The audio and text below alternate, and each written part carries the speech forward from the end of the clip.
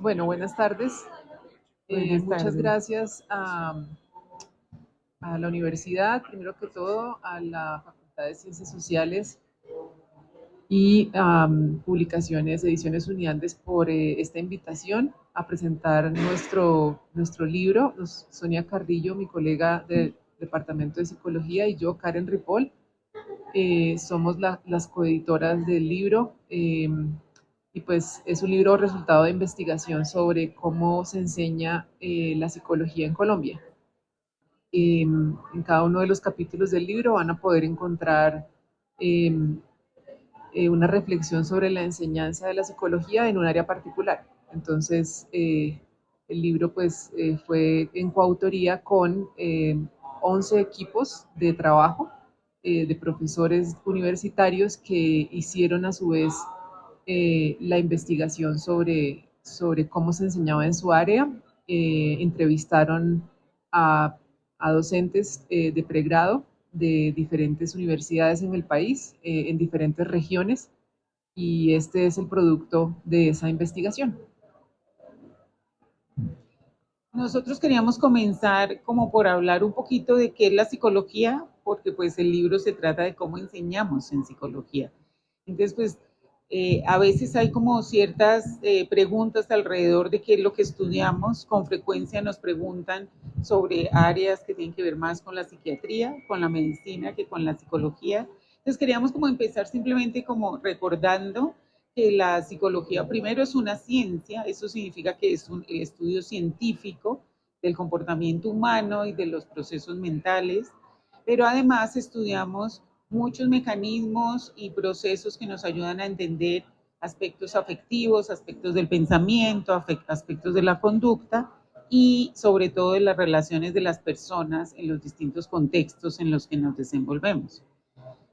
Con ese marco, entonces, una de las preguntas que tenemos y que abordamos a lo largo del libro es, ¿en dónde se enseña la psicología? Parte de nuestro interés en el libro era hacer como una mirada de cómo se enseña la psicología en nuestro país, porque es un tema que se está estudiando mucho actualmente, cómo enseñamos las disciplinas. Entonces, queríamos partir también como en dónde se enseña la psicología. Entonces, de pronto, Karen nos puede dar unas respuestas de en dónde específicamente.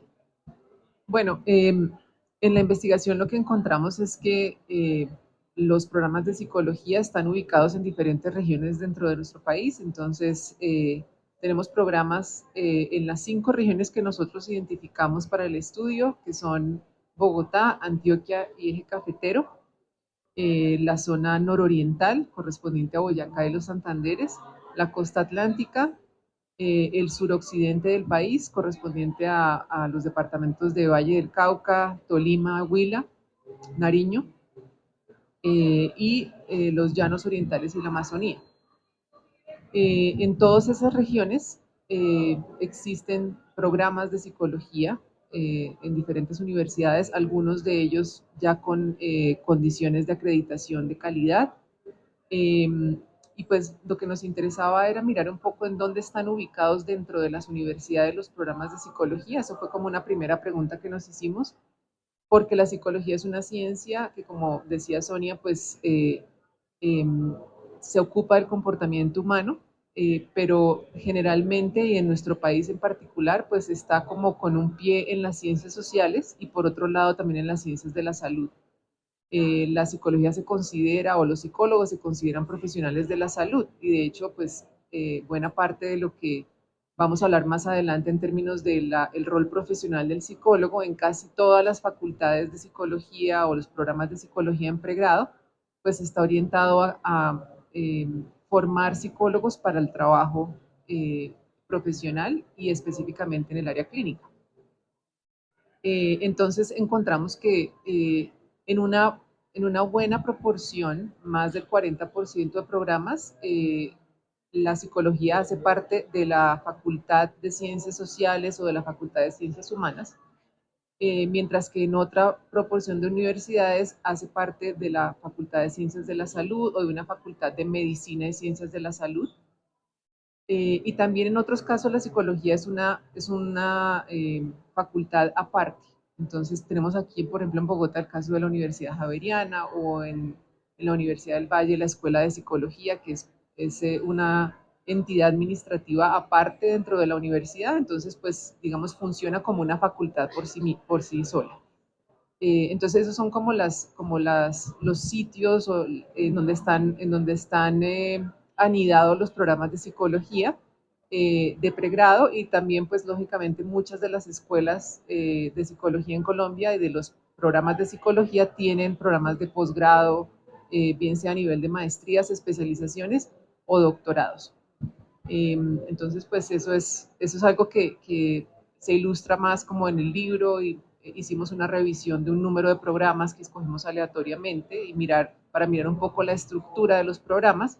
Y esa fue como la siguiente temática que escogimos y es básicamente cómo se estructuran los programas de formación en pregrado en psicología, ¿sí? Qué es lo que se enseña, cuáles son los contenidos que se enseñan en esos programas. Entonces Sonia les va a contar un poco al respecto. Varían los contenidos que enseñamos en psicología dependiendo de su ubicación, por ejemplo, el hecho de que sean parte de la psicología de una facultad de ciencias de la salud significa que va a haber más énfasis en materias que tienen que ver con la salud o de pronto un énfasis si está más relacionado con ciencias sociales, más en la interdisciplinariedad con otras ciencias sociales. Entonces, nosotros investigamos un poquito la historia de los programas de psicología en Colombia y en Latinoamérica, y para tratar de responder por qué enseñamos como enseñamos, porque lo que encontramos con la investigación es que enseñamos más o menos de la misma manera en los programas de Bogotá, de las universidades públicas y privadas, o en los programas de la costa atlántica o de Pasto. Entonces nos pusimos a investigar qué fue lo que llevó a que enseñáramos la psicología como la enseñamos. Y encontramos que a veces esa estructura de los programas depende de modelos internacionales. Entonces, a veces, por ejemplo, muchas cosas que hacemos en Latinoamérica de pronto es porque las heredamos de Norteamérica o de países europeos. Y efectivamente en la psicología hubo algo de eso. En Norteamérica se discutió durante la primera mitad del siglo pasado cómo formamos a los psicólogos que van a ser psicólogos clínicos, por ejemplo, que van a atender personas o familias. Entonces, como que definieron un modelo específico que decía la psicología como ciencia tiene una parte que es científica, investigativa y de formación en ese tipo de habilidades y otra parte, como decía Karen, que es más profesional, son los campos de acción de la psicología. Cuando fuimos a ver en Colombia de dónde partía el modelo con que empezó la psicología en la Universidad Nacional, que fue en 1947, o en la Universidad de los Andes, que fue en 1972, encontramos que el modelo viene de una conferencia que hubo aquí en Colombia justamente en 1974, una conferencia latinoamericana que empezó a estudiar cómo se enseña en Latinoamérica la psicología y encontraron un modelo que le pusieron justamente modelo Bogotá, porque la conferencia estaba siendo realizada aquí en Bogotá. ¿Y en qué consiste ese modelo? Ese modelo definía como tres ejes grandes en la formación de un psicólogo. Primero, un eje que lo llamamos nosotros disciplinar, que tiene todas las materias que consideramos nosotros como básicas de la psicología del aprendizaje, la psicología de la motivación, la psicología de las emociones, algunas cosas básicas de diseños de investigación. Luego, una parte más de materias de investigación. En los pregrados no formamos investigadores. La investigación hace parte más de los programas de posgrado, pero en los pregrados sí enseñamos habilidades para formularse una pregunta de investigación o hacer un ejercicio investigativo sencillo. Entonces, el segundo eje era formación en habilidades de investigación y el tercer eje era formación en habilidades profesionales. Los psicólogos se desempeñan como psicólogos educativos, psicólogos en las organizaciones. Ahora la psicología del deporte, por ejemplo, está muy popular, la psicología criminológica. Entonces, esa última parte de los programas tiene que ver con formación en habilidades que les permita desempeñarse en esos campos. Entonces, la estructura y por qué encontramos que enseñamos de la misma manera, porque proviene de ese modelo. Ese modelo lo adoptamos en Colombia y lo adoptamos en muchos países de Latinoamérica porque surgió de una reflexión latinoamericana. ¿Sí? Entonces, esa es como la estructura. Pero ¿qué incide en específicamente lo que nosotros profesores enseñamos dentro de un programa? O sea, ¿cómo se enseña específicamente la psicología y qué factores inciden en lo que enseñamos? Entonces, pues Karen nos puede hablar un poquitito de eso. Bueno, entonces una de las preguntas de nuestra investigación estuvo orientada eh, a indagar con los profesores que enseñan psicología, que enseñan cursos en diferentes áreas de la disciplina, sobre cuáles son las estrategias metodológicas que emplean cuando enseñan. Y allí, pues, posiblemente ustedes pueden ya intuir que la presentación por parte del profesor, lo que denominamos la clase magistral, es sin duda alguna una metodología que todavía se emplea, pero los profesores en general intentan eh, alternar esa presentación con proponer preguntas para debatir las lecturas o asuntos específicos de las lecturas que ellos han asignado a los estudiantes. Entonces, en casi todos los programas que entrevistamos profesores y les pedimos a ellos también que nos compartieran sus programas de curso. Entonces está planteada una metodología más desde la interacción con el profesor durante esas discusiones, esos debates, y también la interacción entre los estudiantes. Entonces encontramos que en todas las áreas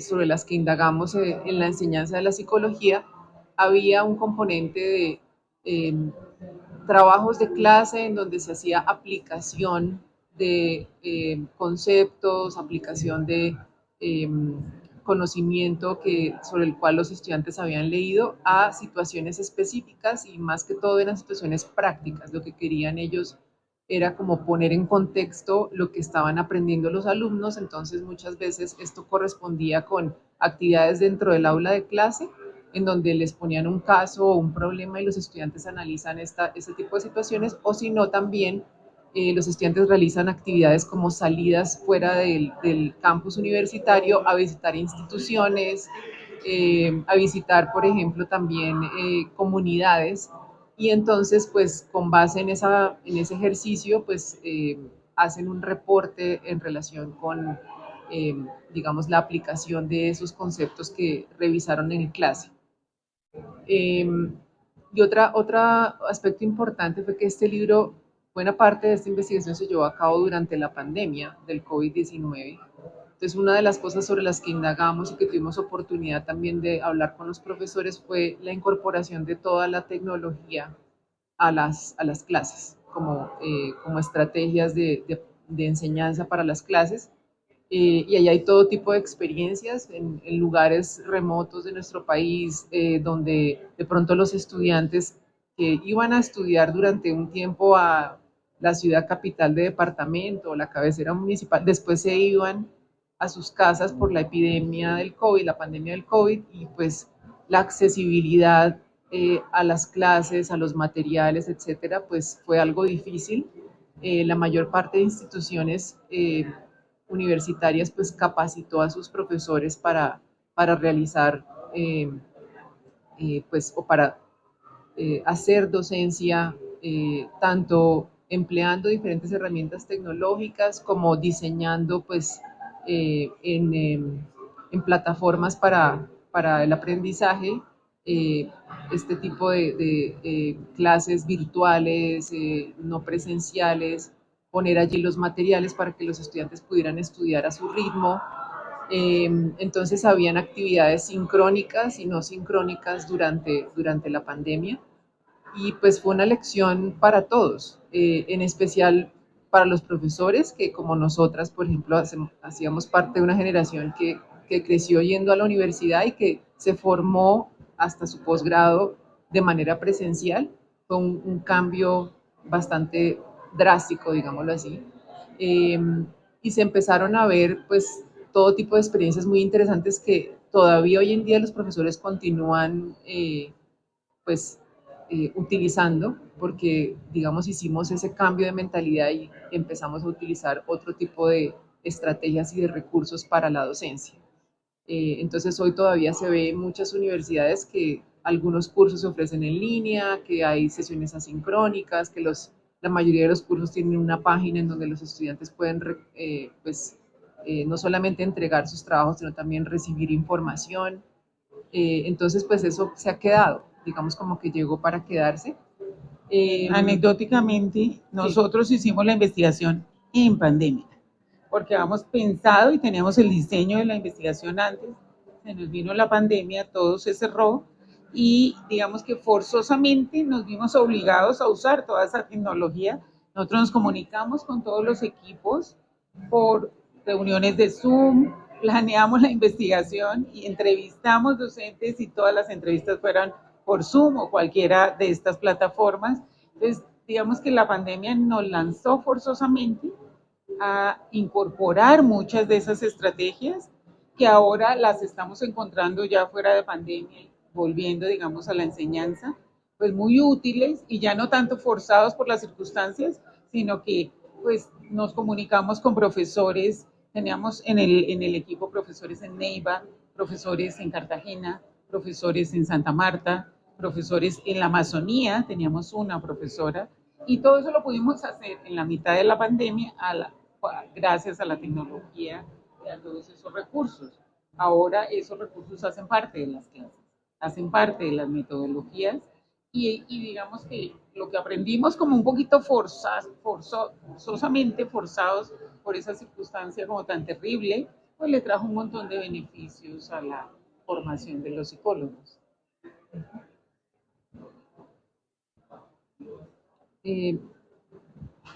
Bueno, otra pregunta nos planteamos es en el libro y una reflexión como final del libro fue, pues, ¿qué implica una enseñanza de calidad en psicología? Entonces, no sé si Sonia nos puedes contar un poquito sobre las conclusiones que sacamos al respecto. Pues desde hace varias décadas nosotros veníamos viendo que a nivel de Colombia, por ejemplo, las entidades gubernamentales a cargo de la educación se habían propuesto como evaluar los programas de pregrado para tratar de avanzar un poco en garantizar educación de calidad. Entonces, el Ministerio de Educación tiene una entidad que se llama el Consejo Nacional de Acreditación y ese consejo es el encargado de hacer como esas evaluaciones de los programas para ver si son programas de alta calidad o no son programas de alta calidad. Eso es simplemente un ejemplo de cómo podemos nosotros contribuir a que la enseñanza sea de calidad. Los programas no están obligados a presentarse a esas evaluaciones. Eso lo hacemos de manera voluntaria, pero muchas de las universidades buenas nos propusimos someternos voluntariamente a esas evaluaciones porque significaba que nuestros programas iban a ser valorados y de pronto catalogados como programas de alta calidad, y eso es lo que ocurre en la Universidad Javeriana, en el Rosario, en la Universidad de los Andes. Entonces ese es como un criterio, como entidades del gobierno que tienen una serie de regulaciones y garantizan que lo que hagamos lo hagamos de la mejor forma. Pero cuando conversábamos con los colegas para ver si ellos consideraban que estábamos enseñando una educación de calidad en psicología, encontramos que un aspecto que se resaltó mucho en las distintas regiones es la formación de los docentes. Entonces muchos colegas nos decían, es que aquí en Santa Marta los profesores que enseñamos psicología todos tenemos posgrado. Es que aquí en Pereira o en Cúcuta, ¿sí? Entonces encontramos que en general el nivel de formación de los que enseñamos psicología es un nivel de formación alto. Poco a poco y cada vez se ha exigido más a nivel de docencia universitaria que los profesores tengan algún tipo de posgrado. En otros contextos, como por ejemplo en Estados Unidos, además de los posgrados, exigen que haya una formación en docencia. Una cosa que nos sorprendió gratamente fue encontrar, especialmente profesores más de las generaciones nuevas, un interés por formarse en pedagogía. Sí, porque cuando uno hace un posgrado, se forma en el área y terminamos siendo súper expertos en el área X de la psicología. Eso no garantiza que seamos buenos profesores, pero sí hay un interés creciente por formarnos en pedagogía. Uno cree que todos podemos enseñar, pues sí, pero todos no lo vamos a hacer bien. Pero si nos formamos en pedagogía, este es un criterio de educación de calidad. Entonces, sí tenemos profesores muy bien formados y universidades preocupadas por niveles más altos en la educación de los profesores, pero hay también un interés creciente por formarnos en pedagogía. Hay universidades que le exigen a los profesores nuevos tener algún tipo de capacitación en docencia. No esperar a que adquiramos ahí con los estudiantes la práctica, sino que tengamos ya algún tipo de formación. Entonces, ese es un segundo criterio, no solamente la regulación gubernamental y estatal, sino también qué tipo de profesores son los que tienen a cargo la enseñanza, qué tipos de metodologías. Karen habló un poco de las metodologías, de dónde sacamos las metodologías, quién está investigando sobre cuáles son las mejores metodologías que funcionan para enseñar los contenidos, etcétera. Entonces, hay autores que están trabajando ahora, asociaciones encargadas de estudiar cómo se enseña y cómo se forman los estudiantes, y eso nos ha traído una cosa súper importante a la enseñanza. Por ejemplo, ¿qué tantos estudiantes tenemos por profesor? Y cuando uno ve, por ejemplo, la educación en colegios, en los colegios públicos hay 40 niños por un profesor. En las universidades, ¿cuántos estudiantes les enseña un profesor?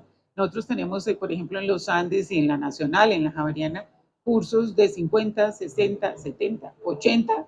Entonces, ¿cuál es la relación que hay entre el número de estudiantes y un profesor? Pues es un factor determinante, porque si yo tengo 80 estudiantes, pues las estrategias metodológicas probablemente van a ser unas. Si yo tengo un seminario más chiquito de 20 estudiantes, pues puedo inventarme otra cantidad de cosas. Entonces, la relación profesor-estudiante es otro elemento.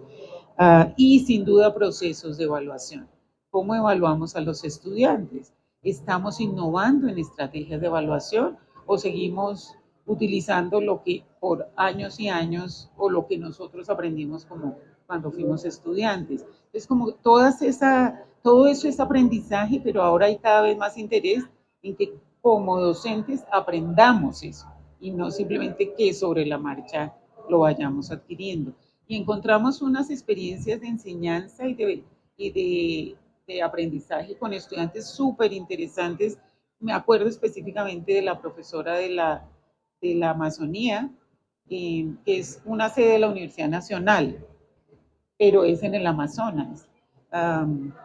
Ella, por ejemplo, estaba muy preocupada por enseñar cosas que fueran contextualmente relevantes para la región. ¿Sí? Entonces, por ejemplo, nos reportaba que había un número creciente de niños abandonados en hogares del ICBF. Entonces, dentro de su curso de psicología, ella se preocupaba por hacer visitas al ICBF, por traer esa problemática a la clase y por hacer una enseñanza un poco más contextualizada.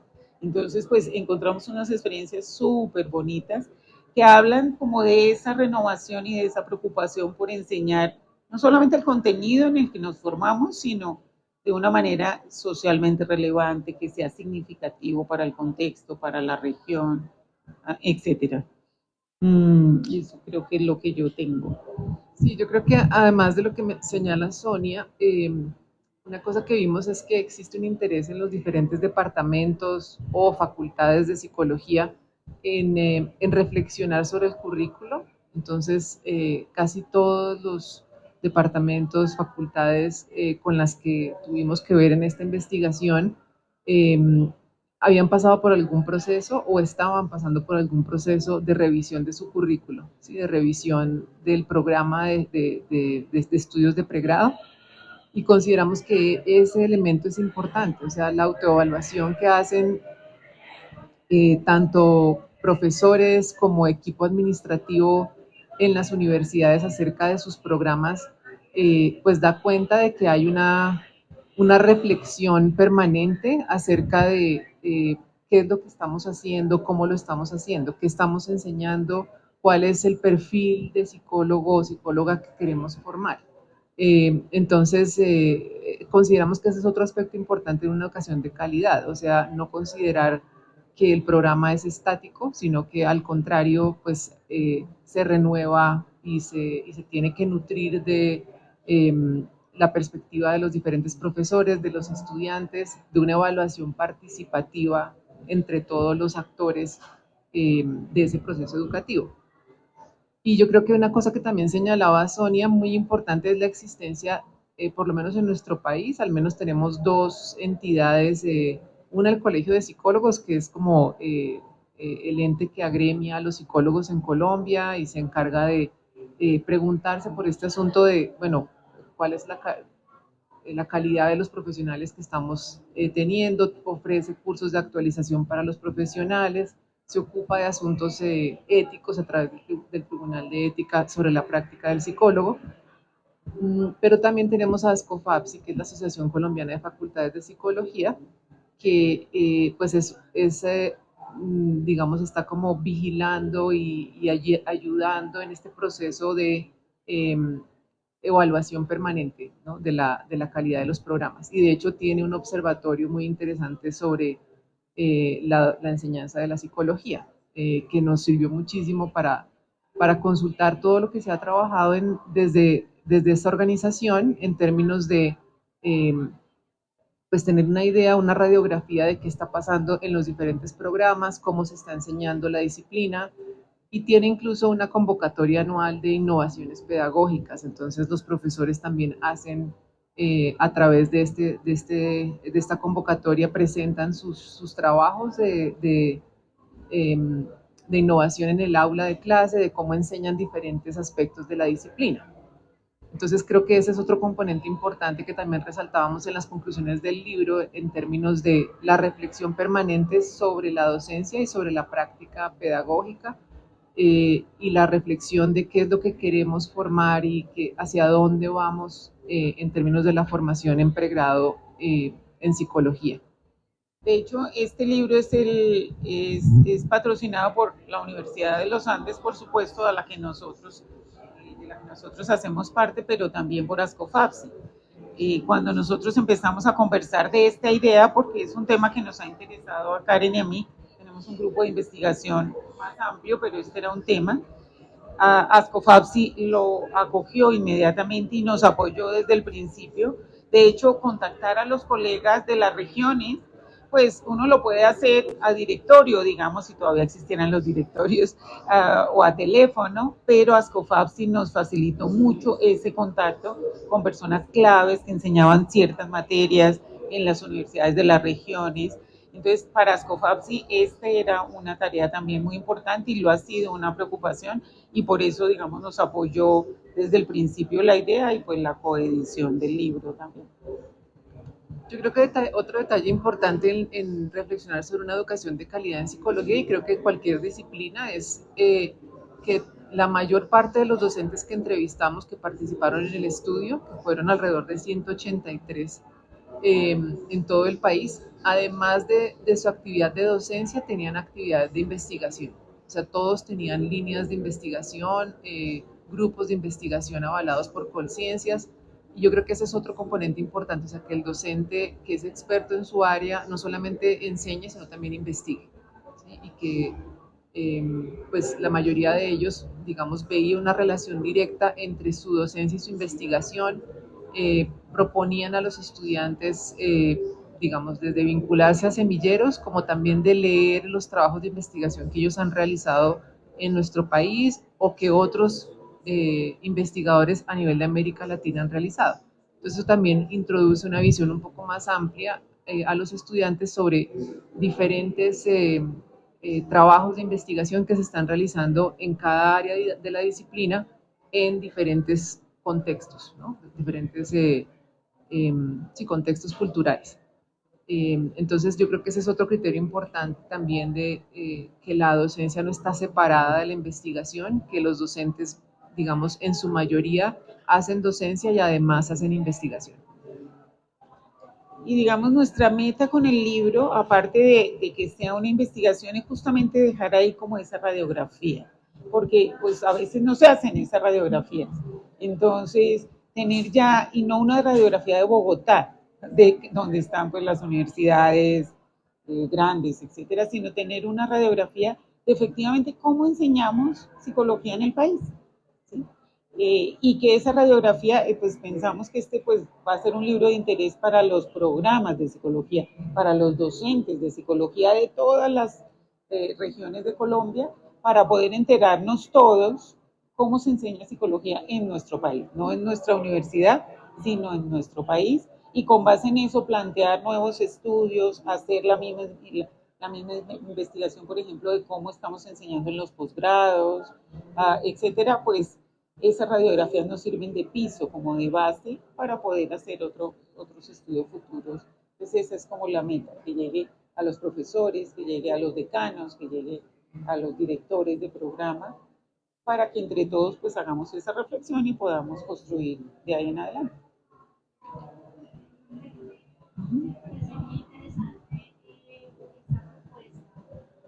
Radiografía que tú plantearon y veo que hay una alta calidad en la educación,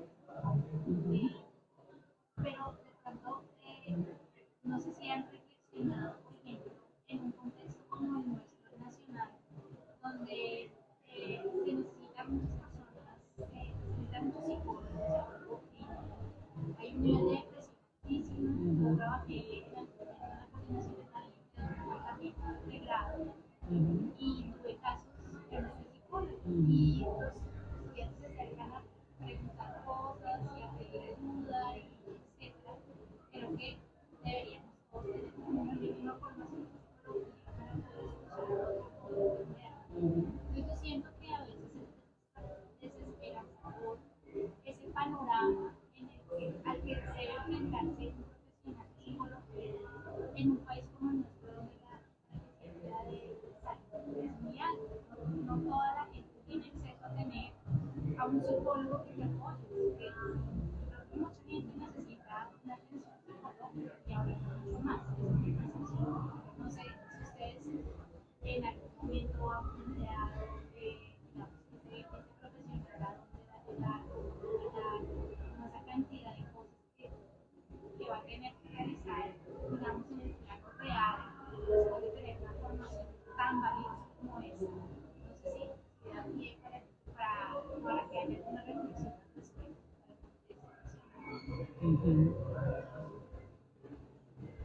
Pues sí, definitivamente, digamos, el libro no reflexiona específicamente acerca de, digamos, de la situación actual de salud mental y cómo están respondiendo los programas, pero, digamos, directamente a esa pregunta, pero sí hay una reflexión en todos los programas acerca del tipo de profesional que se está formando. Y yo creo que esa pregunta que tú haces es bien relevante en términos de, digamos, las necesidades actuales a nivel profesional, eh, de las necesidades de formación, digamos, a nivel profesional de los psicólogos, y también, digamos, grado de competencia que deberían tener los profesionales en psicología, especialmente los egresados del pregrado, para poder atender esa demanda, esas necesidades que existen. Y digamos que desde ASCOFAPSI y también pues creo que en varias de las universidades en las que hemos tenido oportunidad de interactuar, existe un consenso de que el pregrado da una formación básica que es importante, pero que no termina de capacitar completamente al profesional y que es necesario que ese profesional, digamos, se especialice o haga estudios posteriores al pregrado para poder responder a una demanda particular en el sector de salud, especialmente salud mental. Eh, entonces yo diría que, digamos, hay una conciencia sobre eso, de que, digamos, el estudio de pregrado tiene unas limitaciones y que, eh, por supuesto, de acuerdo con la legislación colombiana, los estudiantes, los egresados de un pregrado pueden trabajar como psicólogos y tienen una tarjeta profesional y por lo tanto pueden ejercer en diferentes áreas de la psicología, pero es importante para nosotros también preguntarnos cuáles son las competencias y a qué nivel puede trabajar el estudiante recién egresado del pregrado. Entonces yo creo que sí existe una reflexión sobre eso y una reflexión ética más que todo, de, digamos, cuáles son los alcances de la formación que estamos dando y qué debería buscar un profesional recién egresado en términos de su formación hacia el futuro para poder realmente responder con competencia y con responsabilidad a ese tipo de demanda. Por otro lado, yo lo que veo es que existen en casi todas las universidades hoy en día pues programas de educación continua y creo que ahí es donde está de pronto digamos, la respuesta para muchos profesionales que no alcanzaron o que, digamos, no económicamente o laboralmente no han alcanzado a tener eh, pues ese foco en la parte por ejemplo, de formación en habilidades clínicas y también profesionales no psicólogos que, como tú habías mencionado en tu ejemplo, pues necesitan cierta formación para poder hacer bien su trabajo. Educadores, personas que trabajan en atención de víctimas, por ejemplo, atención psicosocial, personas que trabajan en organizaciones tanto del Estado como de la sociedad civil, que requieren una cierta formación básica. Entonces yo creo que ahí está el futuro también de la formación desde los departamentos de psicología, el poder crear programas eh, que desarrollen competencias específicas en personas que puede que no tengan un pregrado en psicología, pero que necesariamente por su trabajo están, digamos, necesitando esa formación y qué mejor que darla desde la universidad, ¿sí? Desde un programa, eh, eh, digamos, pensado por profesionales de la psicología que de pronto desde otras fuentes. No sé, la persona puede comprarse un libro y leer, ¿sí?, al respecto o puede hacer otro tipo de, acudir a otro tipo de estrategias, pero lo que vemos es que sí, la educación continua en ese aspecto de actualizar a los profesionales es fundamental.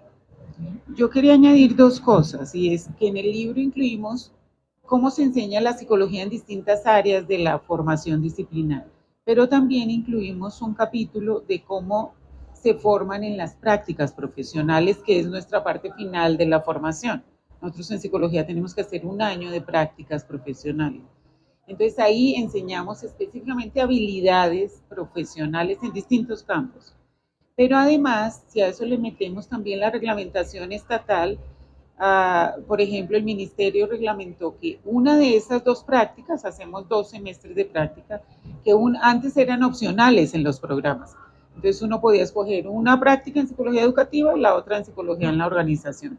Ahora, una de esas prácticas debe ser en psicología clínica.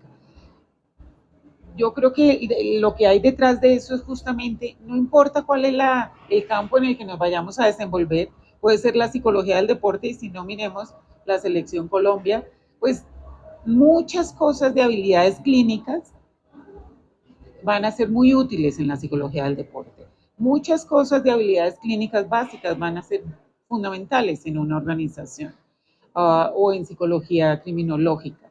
Entonces, ese semestre obligatorio en clínica tiene también una razón de ser y una conexión con, pues, este incremento de problemas de salud mental, etcétera, etcétera. Eso por un lado. Y por el otro lado, pues también ha habido un incremento en maestrías en psicología clínica en el país. En la Universidad de los Andes, la maestría de psicología clínica que tenemos en el departamento ha sido súper exitosa y es una de las maestrías más exitosas de la facultad. Eso significa que estamos formando con eso que decía Karen. Podemos ejercer con el título de pregrado, sí, pero eso no es lo ideal. Y nosotros estamos como insistiéndole a los estudiantes que está bien que se gradúen, sí, tienen su título, pero es importante seguir la formación, especialmente para adquirir esas habilidades y responder a la problemática nacional de salud, etcétera. Entonces hay más maestrías en psicología clínica. Y el otro punto en términos de, digamos, de formación, nosotros, por ejemplo, en los Andes tenemos programa de consejería en muchos departamentos de muchas facultades. Nosotras somos consejeras de cada profesor de un grupo entero de estudiantes. Eso significa consejería académica y no académica. Y ahí hay muchas cosas que nos vienen los estudiantes a comentar que tienen que ver con su salud, con su bienestar.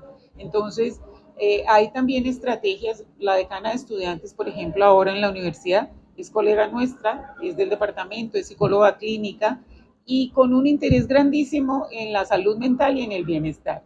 Entonces ella, por ejemplo, imparte cursos de primeros auxilios emocionales para nosotros, sus colegas, o para profesores de otros departamentos. ¿Por qué? Porque a veces es una emergencia. ¿Sí? Entonces está uno dictando la clase y al final de la clase un estudiante lo detiene no para hacer una pregunta sobre el contenido, sino para comentarnos una situación emocional o lo que sea.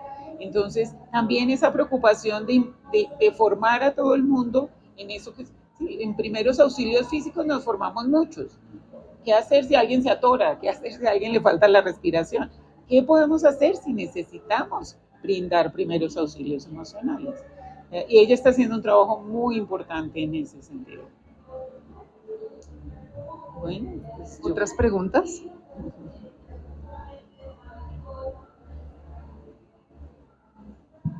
Súper. Bueno, muchas gracias. Muchas gracias por la oportunidad, por la oportunidad de esto con compartir. ustedes. Sí. Súper.